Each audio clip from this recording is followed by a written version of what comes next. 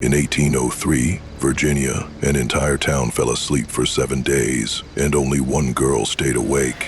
Imagine waking up one morning to find your parents collapsed at the breakfast table, your neighbors frozen mid-conversation, and every soul in your village lying still as death, but still breathing. This is exactly what happened to 16-year-old Eliza Harper in a remote settlement that history forgot to record. Within hours, farmers dropped in their fields, children slumped over their school books, and horses stood motionless in their stalls. The fog rolled in thick and heavy, carrying whispers that called Eliza's name in the darkness. She tried everything, shaking, screaming, even slapping faces. But nothing could wake them. Not her parents, not her little sister, not a single soul. But this wasn't just some mysterious illness. Hidden in the belongings of a dead traveler, Eliza discovered a journal filled with warnings about an ancient curse buried beneath their settlement. The indigenous peoples had once feared this land, calling it cursed ground where the earth itself could steal away consciousness. The journal spoke of other towns, other victims, and a terrifying truth. If the last person awake succumbs to sleep, everyone trapped in the dream dies forever. For 7 nights, Eliza fought against exhaustion, hallucinations, and voices that begged her to lie down and join them in eternal rest. She was just 16 years old, alone in a town of living corpses, carrying the weight of every soul on her shoulders. The fog grew thicker each night, the whispers louder, and her strength weaker. What would you do if you were the only person standing between life and death for everyone you loved? Could you survive 7 nights of pure terror, knowing that one moment of weakness would doom them all? This is the true story of the girl who saved a town by simply refusing to sleep. Before we get into the story, comment below where in the world you are watching from today. Dawn broke over the small Virginia settlement like any other morning in 1803. Yet something felt different in the crisp autumn air. A strange, heavy fog clung to the ground, thicker than usual for this time of year. It rolled between the modest wooden houses and settled in the valleys like a living thing, muffling the sounds of the waking town. Margaret Harper stood at her kitchen window, watching the peculiar mist with growing unease. She had lived in this settlement for nearly 20 years, ever since marrying Thomas, and had never seen fog quite like this. It seemed to pulse with its own rhythm, expanding and contracting as if breathing. Her daily prayer book lay open on the windowsill, turned to Psalm 91. He who dwells in the shelter of the Most High will rest in the shadow of the Almighty. Thomas, she called softly to her husband, who sat at their rough-hewn table, rubbing his temples. Have you ever seen fog like this? Thomas Harper looked up from his untouched breakfast, his weathered face drawn with an exhaustion that seemed to come from nowhere. He was a man of 43 years, built strong from decades of farming, yet this morning he felt as though he had not slept in weeks. Can't say I have, he murmured, his voice thick and slow. Makes a man feel strange. Their daughter Eliza entered the kitchen, her auburn hair braided neatly down her back. At 16, she possessed the observant nature of someone who had learned to watch the world carefully before acting. This morning, however, her usual alertness was replaced by concern as she noticed her parents' peculiar behavior.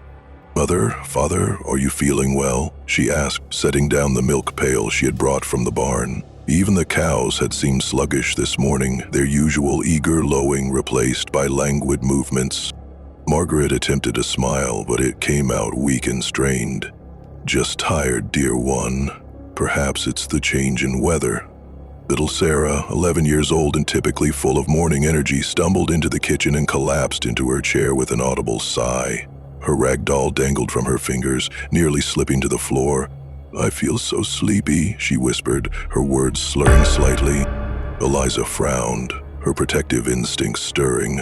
Sarah was never quiet in the mornings. She usually chattered endlessly about her dreams and plans for the day. Today, however, the child could barely keep her eyes open as Margaret served her porridge. Outside, the fog continued to thicken, pressing against the windows like curious fingers. In the distance, Eliza could hear the muffled sounds of the settlement beginning its daily routine. But even those familiar noises seemed subdued, as if the entire world was moving underwater. Thomas pushed his plate away, barely having touched his food. "Think I'll rest my eyes for just a moment." he said, his head beginning to nod forward. "Perhaps we all should," Margaret agreed, her own eyelids growing heavy despite the early hour. The family sat in increasingly comfortable silence, the only sounds their deepening breaths and the gentle tick of the mantel clock. Outside, the fog pressed closer, and somewhere in its depths, something ancient stirred. The morning progressed with an eerie slowness that Eliza had never experienced. By mid-morning, the settlement's usual bustle had diminished to an unsettling quiet. The school bell, which normally rang promptly at 8 o'clock, had started its call but never finished. Through the fog, Eliza could see the rope still swaying where someone had pulled it part way before apparently abandoning the task. She ventured outside wrapped in her woolen shawl and made her way toward the town square. The fog was so thick now that she could barely see 10 feet in any direction, but what she could observe filled her with growing alarm. Mrs. Coleman sat slumped in her doorway, a basket of eggs scattered at her feet. The blacksmith's hammer had frozen mid-swing above his anvil, the man himself swaying slightly on his feet before slowly sinking to his knees. "Mr. Patterson?" Eliza called out to the shopkeeper, but received no response. He stood behind his counter, eyes closed, breathing deeply and steadily, as if in the most peaceful sleep of his life. At the schoolhouse, she discovered an even more disturbing scene. The children sat at their desks, heads pillowed on their arms, while their teacher remained upright at the front of the room, his mouth still open, as if he had been speaking when sleep overtook him.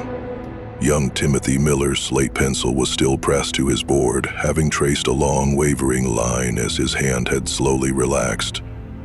Eliza's heart began to race as the magnitude of the situation became clear. This was not ordinary fatigue, this was something far more sinister. She ran from house to house, calling out names, pounding on doors, but received no answers except the sound of deep, rhythmic breathing from within. The fog seemed to follow her movements, always pressing closer, carrying with it a sweet, cloying scent that made her own eyelids feel heavier with each breath. She fought against the sensation, pinching her arm hard enough to leave marks. By the time she returned home, panic had fully set in. Her parents sat exactly where she had left them, their breathing synchronized and deep. Sarah had slipped sideways in her chair, her small hand still clutching a spoon half raised to her mouth. "Mother!" Eliza cried, shaking Margaret's shoulders. "Mother, please, wake up!" But Margaret remained peacefully unresponsive, her face serene as if she were experiencing the most wonderful dream. The fog pressed against the windows now with increasing urgency, and for the first time, Eliza thought she heard something within it. A soft whispering that might have been wind through leaves, or might have been something else entirely. She was alone. Terror such as Eliza had never known crashed over her like a physical force. She ran from family member to family member, shaking them, calling their names, even splashing cold water from the wash basin on their faces. Nothing worked. Their breathing remained steady and deep, their faces peaceful, but they might as well have been made of stone for all the response she could provoke. Her mother's silver locket, which contained a pressed flower from Margaret's wedding bouquet, lay open on the table, where it had apparently slipped from her hand. Eliza clutched it desperately, the cool metal serving as an anchor to reality in a world that seemed to be dissolving around her. She tried everything she could think of. She shouted until her voice went hoarse. She slapped cheeks gently, then harder when gentleness failed. She even resorted to pinching and shaking with increasing desperation. But her family remained locked in their supernatural slumber, completely beyond her reach. The house felt enormous and oppressive now, filled with the sound of breathing that was not quite natural. Too deep, too rhythmic, too perfectly synchronized. It was as if her family had become instruments in some cosmic orchestra, each playing their part in a symphony of sleep. Thomas still sat upright at the table, his work-hardened hands folded peacefully in his lap. His weather-beaten face looked younger somehow, free from the lines of worry that usually marked his features. Margaret had slumped gracefully against the back of her chair, her graying hair falling softly around her face like a halo. Little Sarah had curled up in her seat like a cat, her rag doll finally having slipped to the floor. Even their dog, faithful Rex, lay motionless by the fireplace, his usual alertness replaced by the same supernatural tranquility that had claimed the humans. Eliza sank to her knees beside her sister's chair, hot tears streaming down her face. The silence was absolute except for the steady breathing of her sleeping family and the soft tick of the mantel clock, which seemed to grow louder with each passing second. "Why?" she whispered to the empty air. "Why am I the only one?" The fog outside pressed against the windows with renewed urgency, and for a moment Eliza could have sworn she heard her name carried on the wind, soft, insistent, calling her to join them in their peaceful rest. She clutched the locket tighter and forced herself to stand. Whatever was happening, she would not abandon her family. She would find answers, and she would find a way to bring them back. But first, she had to understand what she was facing. The next morning brought no relief. If anything, the fog had grown thicker, transforming the familiar settlement into an alien landscape. Eliza had spent the night huddled in the kitchen, too afraid to close her eyes, watching over her sleeping family like a guardian angel who had forgotten how to pray. When pale sunlight finally struggled through the dense mist, she forced herself to venture outside again. The sight that greeted her was like walking through a museum of frozen moments. The blacksmith's hammer still hung suspended above his anvil, the man himself having somehow remained standing through the night, swaying slightly, but never falling. His muscles seemed locked in the exact position they had been when sleep claimed him. At the baker's shop, she found loaves half-formed on the table, the baker's hands still dusted with flour, frozen in the act of kneading. A pitcher of milk sat nearby, still fresh despite having been abandoned for over a day. Time itself seemed to have stopped for everyone but her.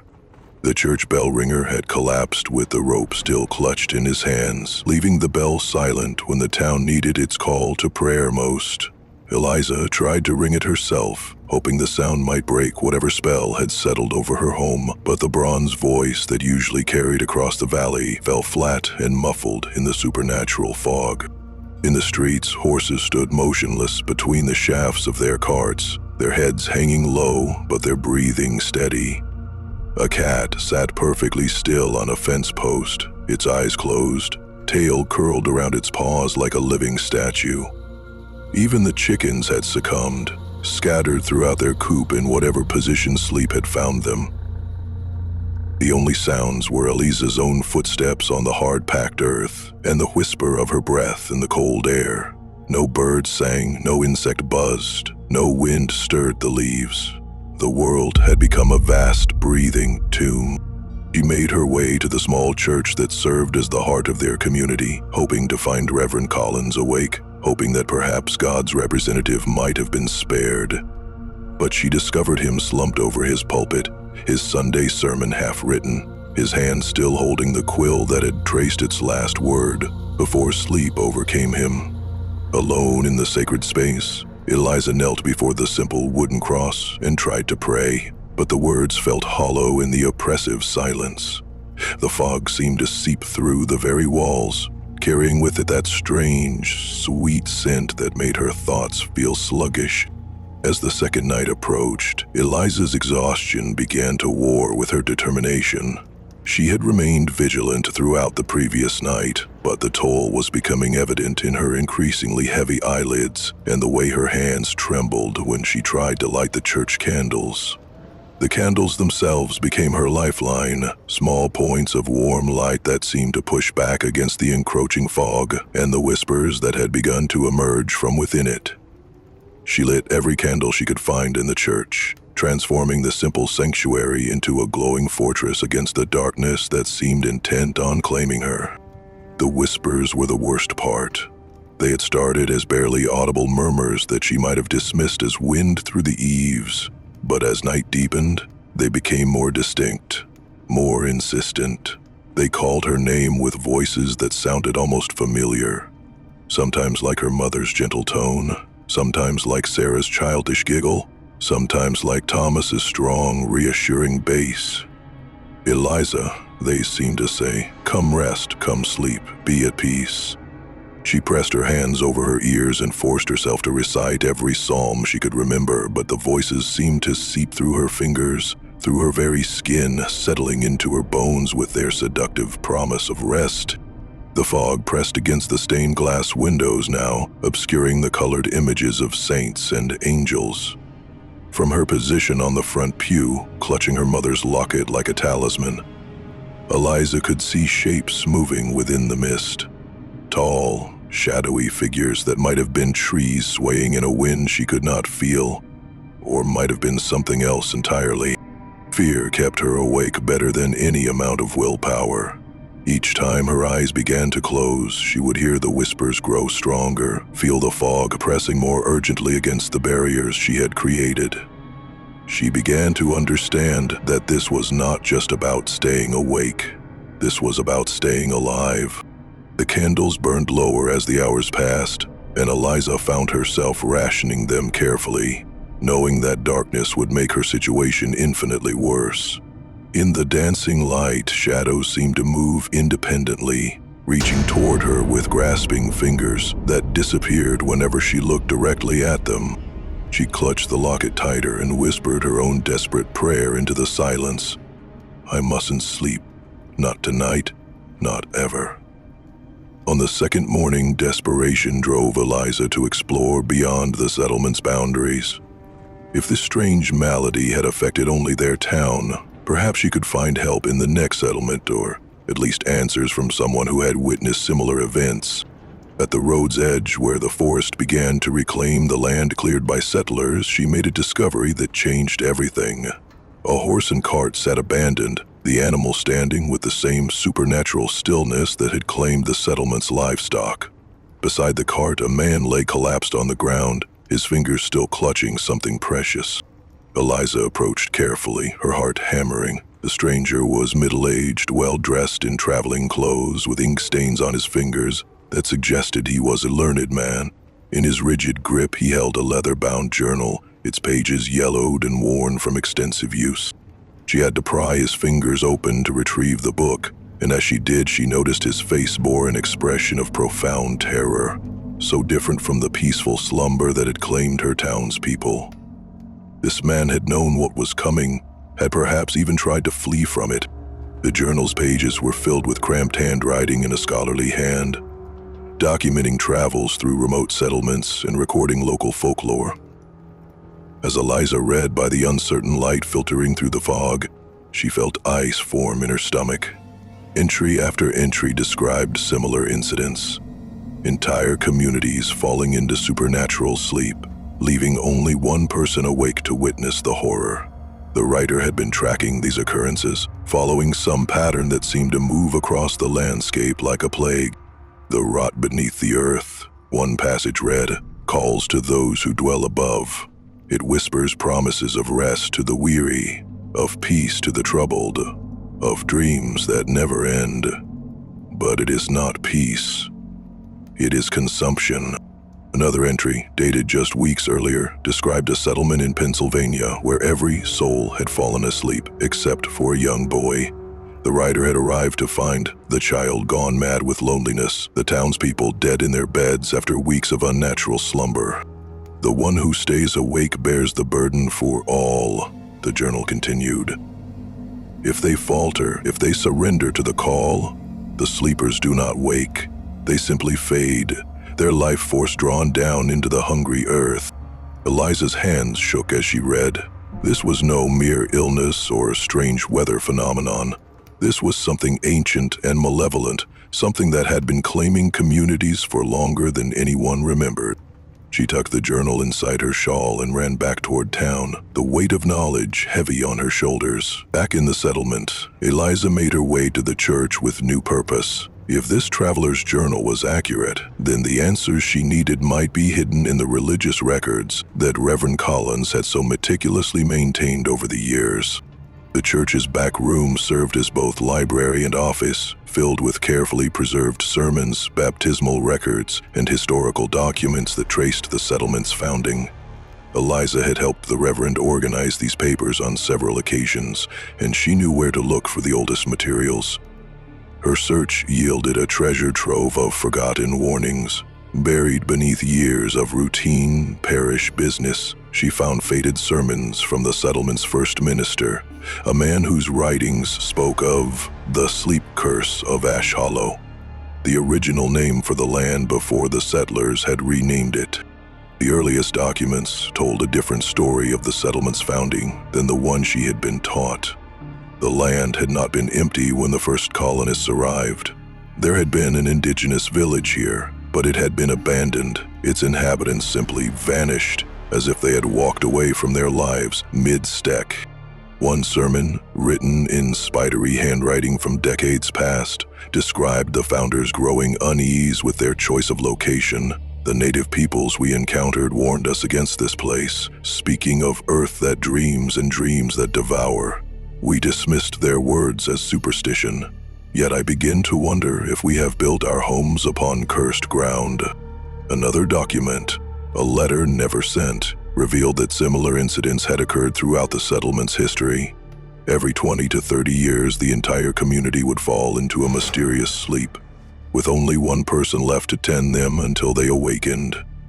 These incidents had been covered up, dismissed as strange illnesses or temporary madness. The burden always falls to one, the letter read. Always the young, always the strong of will. They must endure the whispers, resist the call, and hold vigil until the seventh dawn. Some succeed, others. The letter ended abruptly, as if the writer had been unable or unwilling to finish the thought. Eliza stared at the documents spread before her, her mother's locket cold against her palm. The traveler's journal had been right. She was not the first to face this trial, but knowing that others had survived gave her the first real hope she had felt since the ordeal began. She looked out the church window at the still town and whispered with new determination, "Then I am the one who will endure." On the third night, as Eliza sat vigil by her sister's bedside, she noticed something that sent a jolt of electricity through her exhausted body. Sarah's fingers, which had been perfectly still for days, gave the faintest twitch, so slight that Eliza initially thought she had imagined it. She leaned closer, watching intently, and saw it again, a small movement of Sarah's index finger, as if the girl were trying to point at something in her dreams. The discovery filled Eliza with a hope so fierce it was almost painful. If Sarah was moving, even slightly, it meant she was fighting the curse from within. This flicker of life changed everything for Eliza. No longer was she simply maintaining a vigil over peaceful sleepers. She was caring for people who were actively struggling against their supernatural prison. The realization transformed her despair into fierce protective determination. She began leaving food and water by each bedside, talking to the sleepers as if they could hear her, telling them about her day, about what she was discovering, about her plans to save them. Whether they could truly hear her or not, the act of speaking to them made her feel less alone and gave structure to the endless hours of waiting. Sarah's rag doll, which had fallen to the floor when sleep first claimed her, became a symbol of this new hope. Eliza carefully placed it back in her sister's arms and was rewarded with another small movement, Sarah's fingers curling slightly around the familiar toy. "You're fighting," Eliza whispered, smoothing her sister's hair. "I can see you fighting. I'll fight for you too." She established a routine of checking on every person in the settlement, carrying water and food from house to house, speaking words of encouragement to ears that might or might not hear her. The task was exhausting, but it gave her purpose beyond merely staying awake. At the blacksmith's shop, she noticed that the man's grip on his hammer had loosened slightly. At the school, one child's head had shifted position on his desk. These tiny signs of life became precious treasures, proof that the sleeping townspeople were not lost forever. The fog seemed to sense her renewed hope and pressed more urgently against the windows wherever she went. The whispers grew more insistent, sometimes taking on the voices of the people she was trying to save, pleading with her to lie down and join them in their peaceful dreams. But Eliza held fast to her mother's locket and her sister's gentle movements, using them as anchors against the seductive call of eternal rest. By the fourth day, exhaustion had become Eliza's constant companion, a weight that pressed down on her shoulders and made every step an effort of will. She had not slept in nearly 4 days now, and her body was beginning to rebel against her determination. Hallucinations danced at the edges of her vision, fleeting glimpses of her mother beckoning from doorways, her father's voice calling her name from empty rooms. The family dinner plates still sat on the kitchen table, exactly where they had been when the curse struck, creating a frozen tableau of interrupted life. Eliza found herself staring at them for long minutes, remembering the warmth and laughter that had once filled this space, wondering if she would ever hear Sarah's giggles or her parents' quiet conversation again. The hallucinations grew stronger as her exhaustion deepened. She would see her mother standing by the stove, smiling and holding out her arms, inviting Eliza to come and rest her head against her shoulder. The vision was so real, so comforting, that Eliza would take several steps toward it before the figure dissolved into fog and shadow. Her father appeared to her as well, sitting in his chair by the fire, patting his knee as he had when she was small, offering her the safety of his embrace and the promise of dreamless sleep. These visions were crueler than any nightmare, because they offered exactly what her heart most desperately wanted. She began talking to herself constantly, partly to stay awake and partly to maintain some connection to reality. She recited recipes her mother had taught her, repeated the lessons she had learned in school, told herself stories about better times.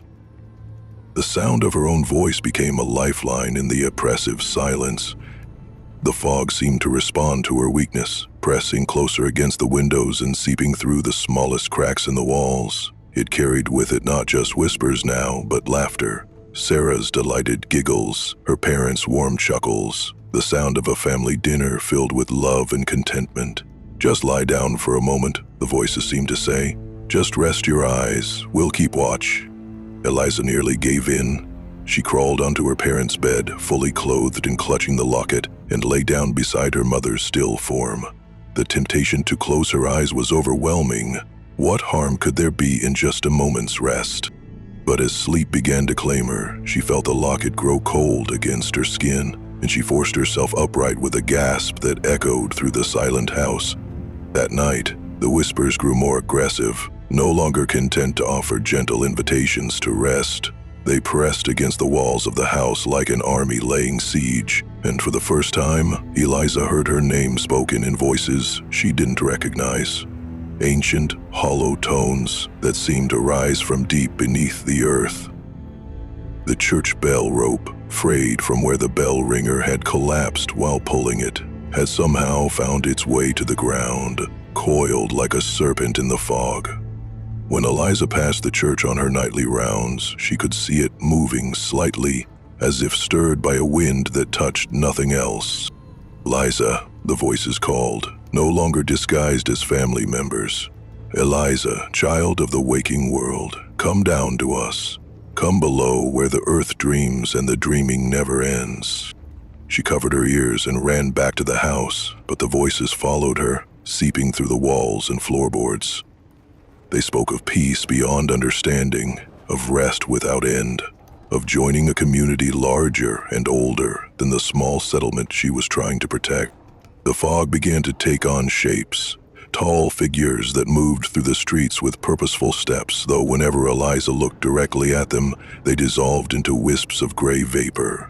They seemed to be searching for something, perhaps searching for her, and she had the terrifying sense that they were growing more solid with each passing hour.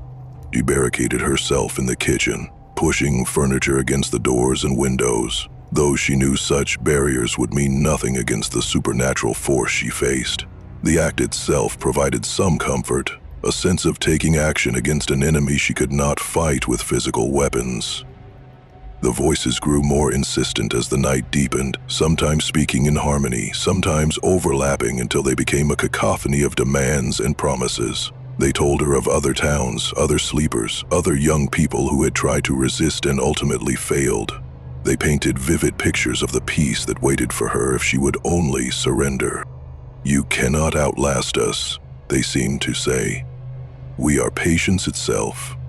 We are the rest that comes to all living things. You are young and mortal and tired. Let us carry your burden." Eliza pressed her hands harder against her ears and shouted into the darkness, "I won't join you.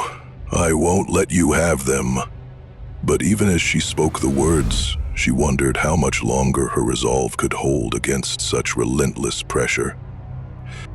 The fifth evening brought a violent storm that lashed the settlement with wind and rain, providing an eerie counterpoint to the supernatural stillness that had gripped the town. Eliza sought shelter in the old mill, where the great water wheel had stopped turning when the miller fell asleep mid-task, representing the complete halt of the town's life force. Inside the mill, surrounded by the storm's fury, she continued reading the traveler's journal by candlelight. His later entries became increasingly desperate and fragmented, documenting his growing understanding of the force he was tracking. The passages revealed that the curse was not random. It fed on communities that had built their homes over certain types of ground, places where the boundary between the world of the living and something else had worn thin. "It is not malevolent in the way we understand evil," one entry read. "It simply is, like hunger or cold. It consumes consciousness as a man consumes bread, drawing the life force of the sleepers down into the earth to feed something vast and patient that dwells in the spaces between waking and sleeping." The journal revealed the curse's most terrifying aspect. It fed not just on bodies, but on fear and despair. The more frightened and hopeless the last person awake became, the stronger the force grew, and the more likely it was to claim them as well. If the final guardian gave in to terror or surrendered to sleep, all the sleepers would be trapped forever in their dreams, slowly consumed until nothing remained but empty shells. Thunder crashed overhead as Eliza absorbed this knowledge. The storm seemed to be arguing with the supernatural fog, wind and rain battling against the unnatural stillness.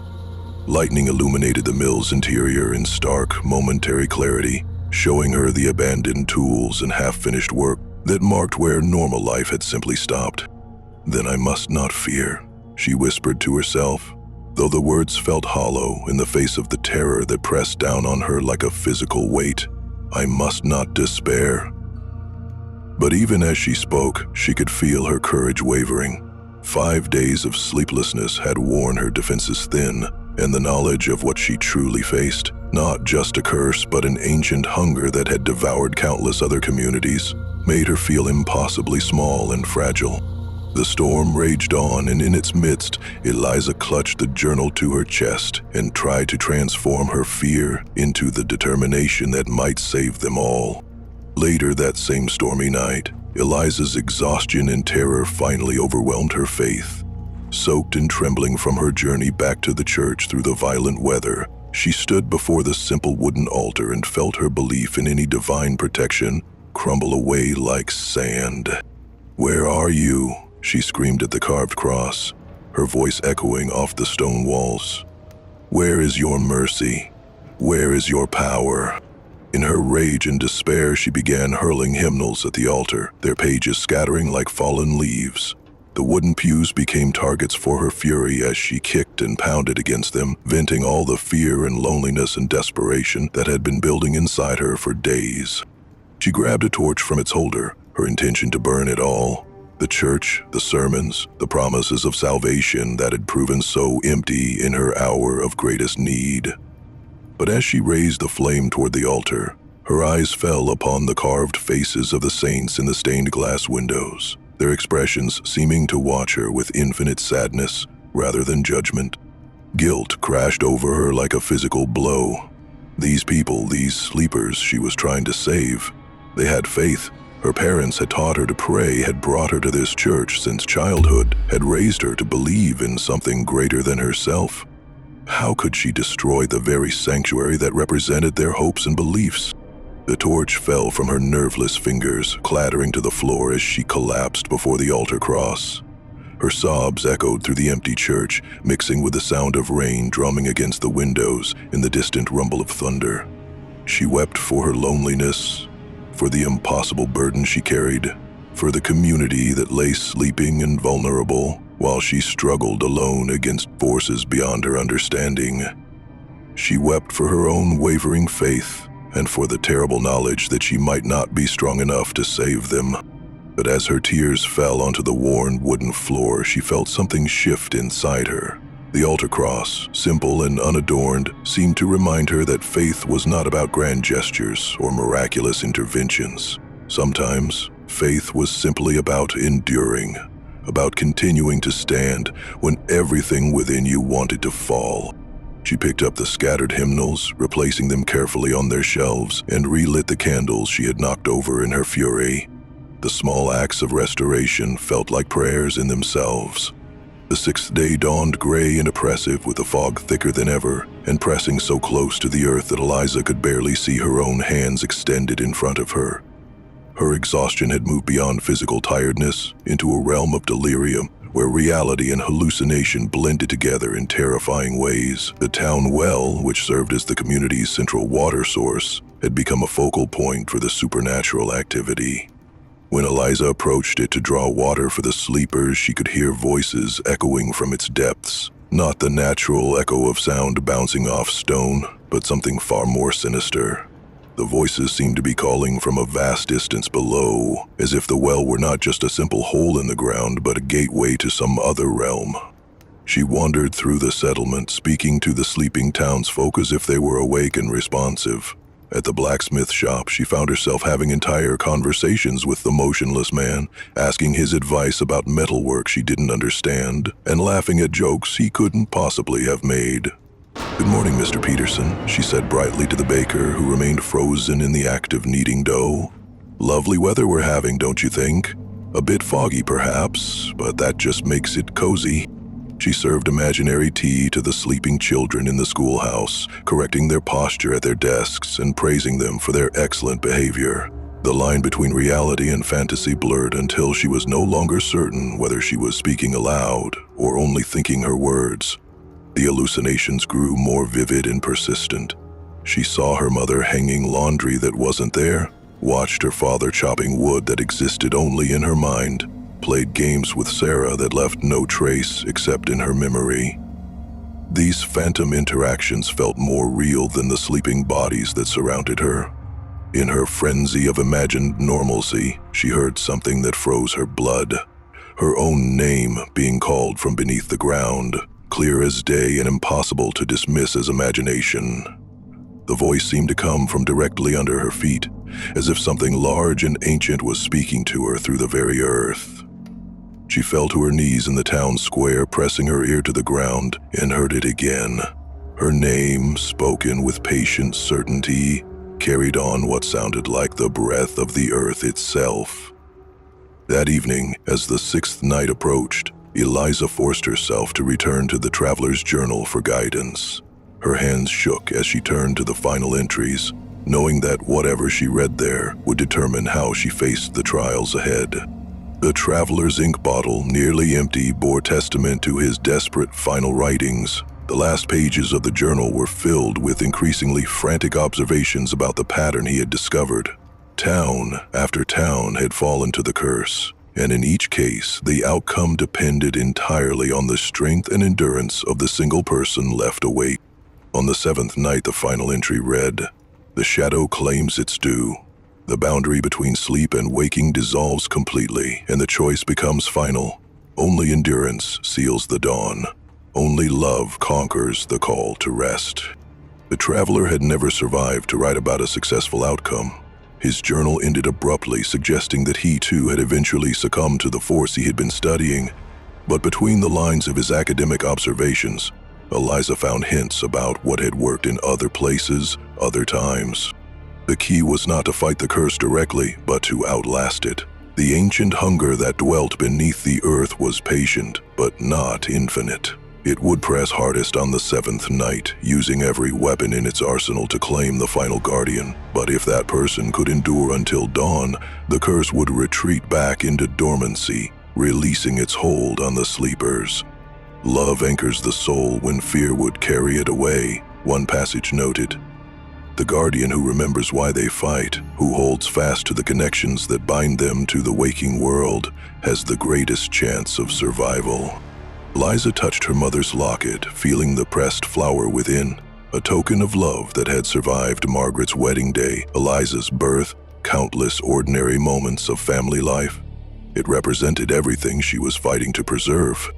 The journal's warnings were clear. The seventh night would be the worst. The voices would be strongest, the hallucinations most vivid, the temptation to surrender most overwhelming. But it would also be the last test. If she could see the dawn of the eighth day, her family and community would be free. She closed the journal and looked out at the fog-shrouded settlement. One more night. She had to survive just one more night, and then this ordeal would be over. But as darkness gathered and the whispers began again, she wondered if she had any strength left to face what was coming.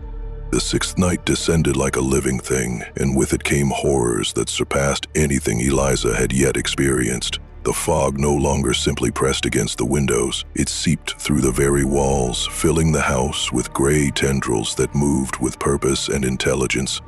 She paced the length of the kitchen, using a fireplace poker to inflict small pains on herself whenever her eyelids grew heavy. The physical discomfort was nothing compared to the supernatural assault on her senses, but it helped keep her anchored to the waking world when everything else seemed intent on pulling her down into dreams. The shadows on the walls began to take definite shapes. Tall figures that beckoned to her with outstretched arms, smaller forms that might have been children dancing in circles, ancient beings that seemed to rise from the floor itself. They moved independently of any light source, growing more solid and detailed as the night progressed. "Join us, Eliza," they whispered, their voices harmonizing into an irresistible choir. "See how peaceful we are. See how happy. No more fear, no more loneliness, no more pain." The phantoms began to include people she recognized, her neighbors, her friends, even family members who appeared exactly as they had in life, but with eyes that held depths she had never seen before. They spoke to her in familiar voices, using words and phrases that tugged at her heart with their authenticity. Her grandmother, dead these 5 years, appeared by the fireplace, knitting in her favorite chair exactly as she had when Eliza was small. "Come sit with me, dear one," she said, in the gentle voice Eliza remembered so well. "Let me tell you a story like I used to. Let me sing you to sleep." The apparition was so real, so comforting, that Eliza found herself walking toward it before she caught herself. The poker clattered to the floor as she grabbed the mantelpiece for support, fighting against the overwhelming desire to curl up in that beloved lap one more time. But each time she resisted, the phantoms grew more insistent, more desperate. They crowded around her, reaching out with hands that felt almost solid, voices overlapping until they became a storm of pleading and promises. She screamed at them until her voice gave out, wielding the poker like a weapon against enemies she could not touch, but they only laughed and continued their relentless assault on her will. Dawn seemed impossibly far away. The seventh morning arrived, gray and lifeless, with fog so thick that Eliza could barely see from one end of the room to the other.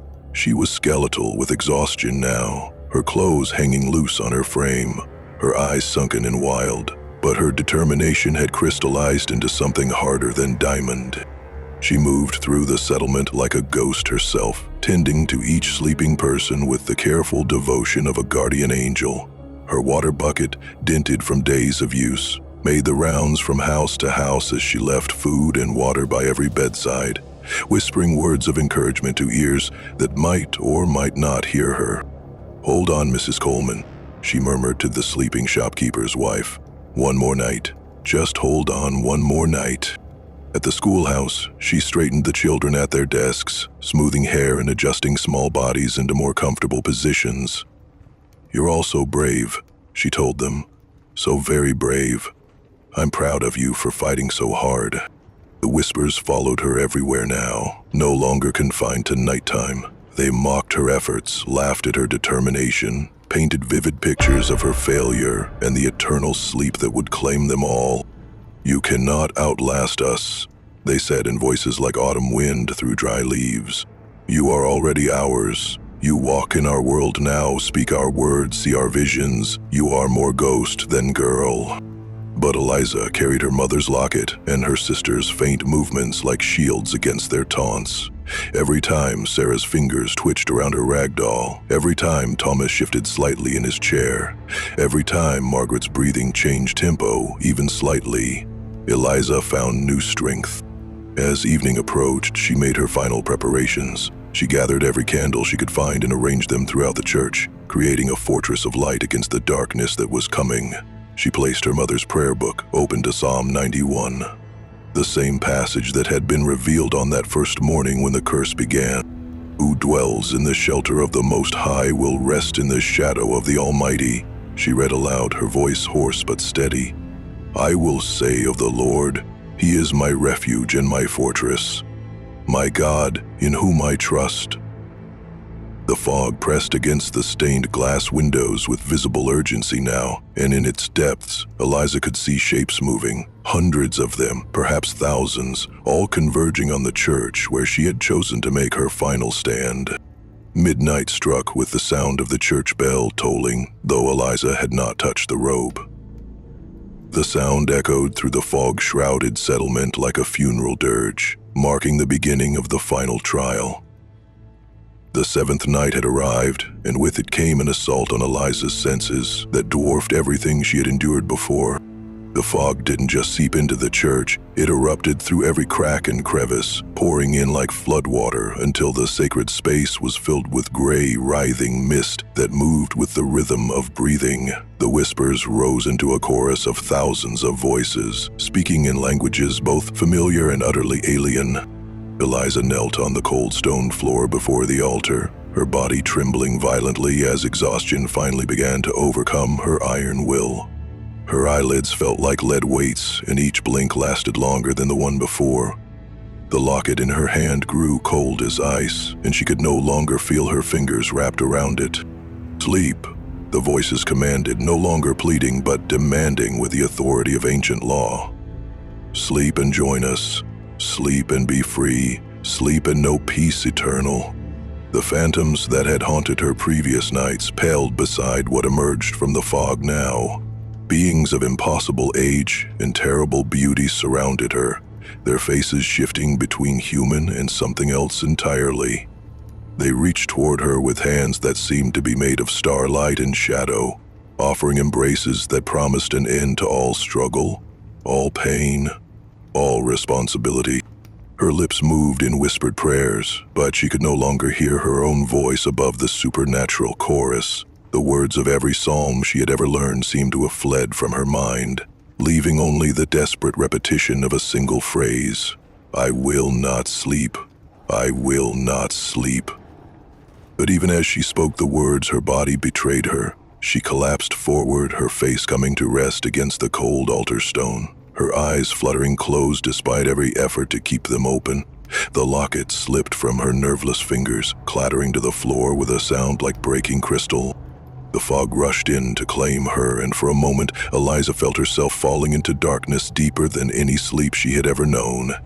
In that moment of surrender, she thought she heard Sarah calling her name, not from the supernatural realm, but from the waking world, thin and desperate and heartbreakingly real. The first light of dawn broke through the stained glass windows, like a sword cutting through the supernatural darkness. A sudden church bell tolled, clear, triumphant, and decidedly not rung by human hands. The sound seemed to shatter the fog like glass, dispersing it in wisps that fled toward the earth as if seeking shelter from the growing light. Throughout the settlement, people began to stir. Eyes that had been closed for 7 days fluttered open in confusion. Bodies that had remained motionless for a week stretched and shifted as consciousness returned like a tide rolling back to reclaim the shore. In the church, Eliza awakened to find herself sprawled across the altar stone, her face wet with tears she didn't remember shedding. The locket lay beside her hand, warm now instead of cold, and when she picked it up, she could feel her mother's love flowing through the metal like electricity. The fog was retreating rapidly, pulling back toward the forest and the hidden places where such ancient things made their homes. As it went, it seemed to take with it all traces of the supernatural silence that had gripped the settlement. Birds began to sing, Insects buzzed, and the normal sounds of life slowly returned. Eliza stumbled to her feet, weak but victorious, and made her way out of the church on unsteady legs. In the street, she saw Thomas sitting up in his cart, looking around in bewilderment. At the schoolhouse, children were raising their heads from their desks, rubbing their eyes and asking confused questions about why they felt so hungry and disoriented. But it was the sight that greeted her at home that finally broke through her exhaustion and filled her with joy so pure it felt like flying. Margaret stood in the doorway, her arms outstretched, tears streaming down her face as she saw her daughter approaching. "Eliza," her mother cried, rushing to embrace her. "Oh, my darling girl, where have you been? We've been so worried." Eliza fell into those familiar arms and wept like a child, feeling the warmth and solidity of her mother's body, breathing in the scent of home and safety and love. For the first time in 7 days, she was not alone. The curse was broken, the long night was over, dawn had come at last. By midday, the settlement buzzed with confused activity as families reunited and tried to piece together what had happened to them. To the townspeople, it seemed as though they had fallen asleep after dinner and awakened the next morning, feeling unusually refreshed, with only the vaguest memory of vivid dreams. Eliza tried to explain what had truly occurred, but her words fell on ears that could not quite comprehend the magnitude of what she had endured.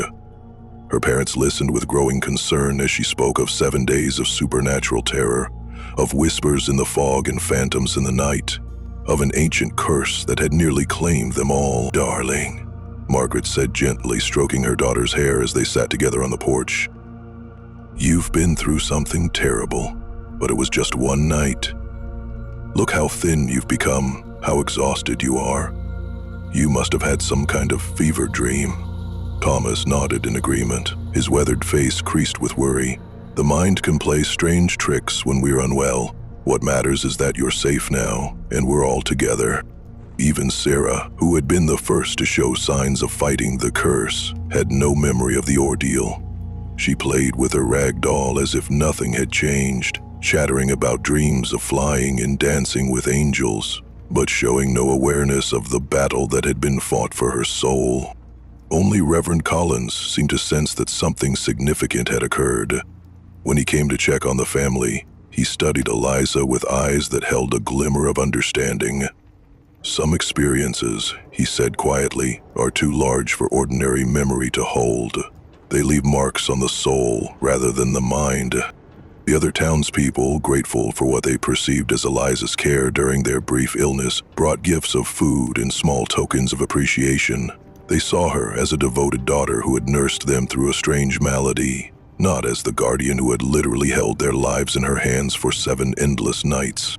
A neighbor woman clasped Eliza's hands warmly and said, "You're such a good girl, dear. Thank you for taking care of us all." But as the woman walked away, Eliza noticed how she avoided looking directly at the forest edge, and how her steps quickened when the wind stirred the remaining wisps of fog. Some part of them remembered even if they couldn't quite grasp what they were remembering. That evening, while the rest of the settlement celebrated their recovery with a spontaneous feast, Eliza sat alone outside her family's house, staring up at the star-filled sky. The familiar constellations wheeled overhead, the same patterns she had gazed at as a child, but they seemed different now, more distant, as if she were viewing them through glass that separated her from the rest of the world. The weight of memory pressed down on her shoulders like a physical burden. She was the only one who truly knew what had happened, the only one who understood the price that had been paid for their freedom. The knowledge sat heavy in her chest, a secret too large and terrible to share with people who had no frame of reference for such experiences. Inside the house, she could hear laughter and conversation as her family and neighbors shared the impromptu meal. The sounds were warm and familiar, exactly what she had longed to hear during those 7 nights of supernatural silence. But somehow she found herself unable to join them. The joy felt muffled, as if she were hearing it from a great distance. Sarah appeared in the doorway, her rag doll tucked under one arm, and came to sit beside her older sister on the wooden steps. "Why are you sad, Eliza?"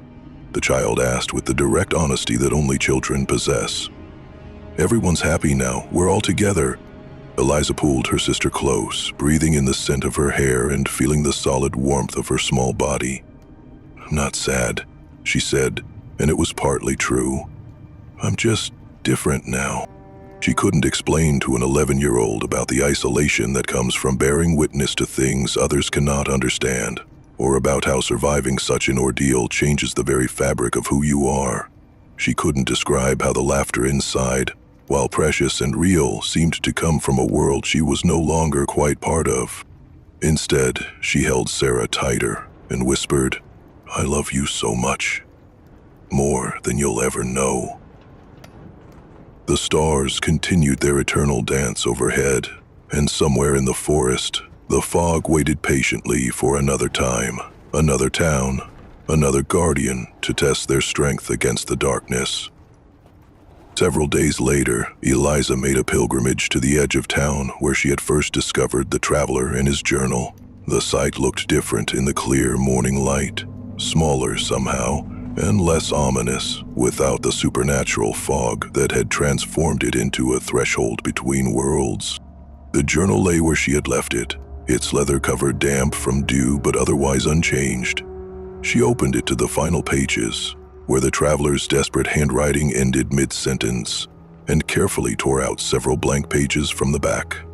Using a piece of charcoal from the cold remains of a campfire, she began to write her own account of what had transpired. Her words were simple and direct, lacking the scholarly vocabulary of the traveler's earlier entries, but carrying the weight of lived experience. "My name is Eliza Harper," she wrote. "I am 16 years old and I have survived the 7 nights. If you are reading this, then the curse has come again, and you are the one chosen to stand guard." She described the progression of the ordeal, how the fog would thicken, how the whispers would grow stronger, how the phantoms would become more real with each passing night.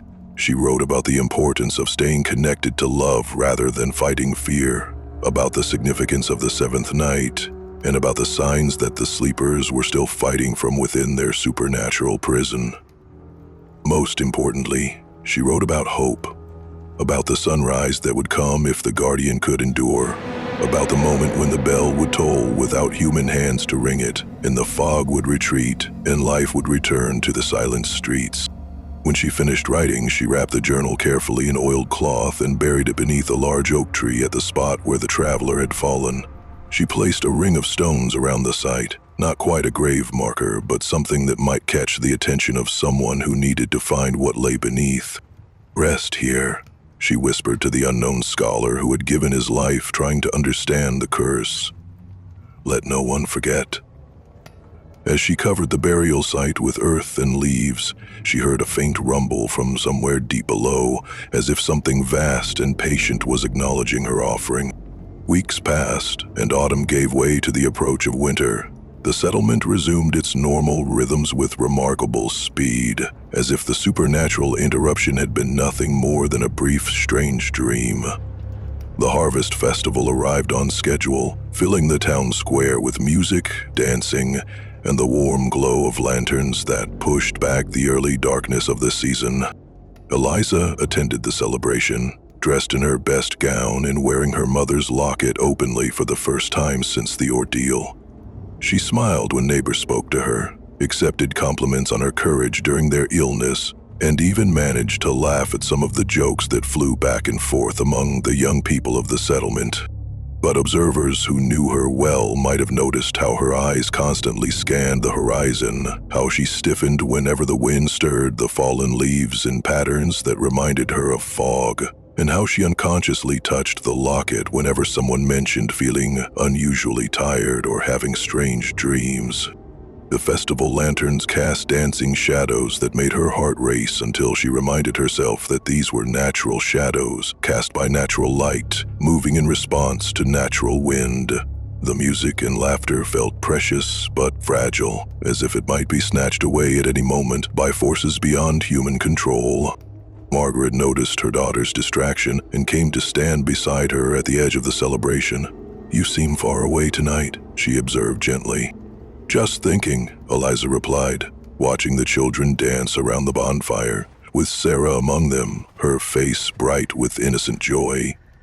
"Just grateful She didn't mention the way the firelight seemed to push against darkness that felt more solid than it should, or how the music sounded thin and vulnerable against the vast silence of the night beyond. She didn't speak of the constant awareness that thrummed beneath her skin, the knowledge that what had happened once could happen again, here or somewhere else, and that there would always be someone standing alone against the dark.